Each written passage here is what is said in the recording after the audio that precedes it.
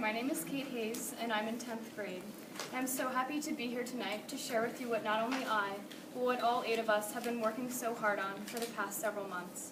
This Museums Connect project has been a great way for me to not only meet new people, but to see some of the wonderful creative ideas of my classmates put to use.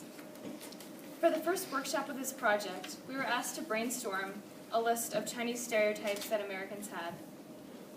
Many of us came up with ones such as they're all extremely smart, they face pressure from their parents to succeed in school, and that they eat rice every day at every meal. As we were brainstorming, we began to realize that some of these stereotypes had negative connotations to them, and some of us were even a little bit embarrassed to share the honest truth. For me, when I was first asked to think about China for this project, I thought of the ancient Chinese architectural style, music, and dress as portrayed in many American movies. I realized that I really had no perception of a modern China, other than stories of large, overcrowded cities that I'd heard in the news.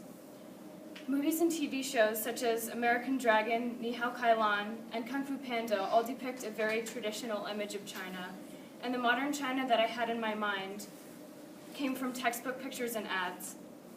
In my AP Human Geography class that I'm taking this year, we talk a lot about China's geography in terms of population and culture. I was able to apply some of this knowledge to this project to enhance my image of China and the Chinese culture.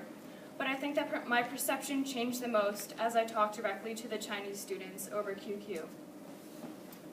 It was intriguing to hear about their daily life living in China as they described their education system and high schools to us. They were eager to talk to us, and although the time zones were different, our conversations were a great way to form a new image of a modern China. They explained to us that they go to school for longer hours, but that they get a lunch break where they can return home to their families. Also, they have almost 3 weeks off to celebrate Chinese New Year, which took place in February this year. They sent us many pictures of the foods they ate, and most of it was completely foreign to me. I had never really thought about the fact that some vegetation just doesn't grow in China like it does here. Another thing I found amazing was how in tune they were to American pop culture. Many of them are familiar with and listen to American artists such as Taylor Swift, Katy Perry, and Kanye West. They also were interested in March Madness and basketball scores, which I admittedly do not know a lot about. Despite some of the restrictions that the Chinese government puts on the media, they're still very connected to us.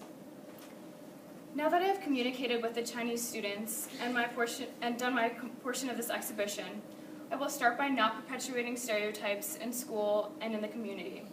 Already throughout the course of this project, if I heard my friends or peers engaging in negative stereotypes, I tried to further their knowledge of how the way Chinese people really live.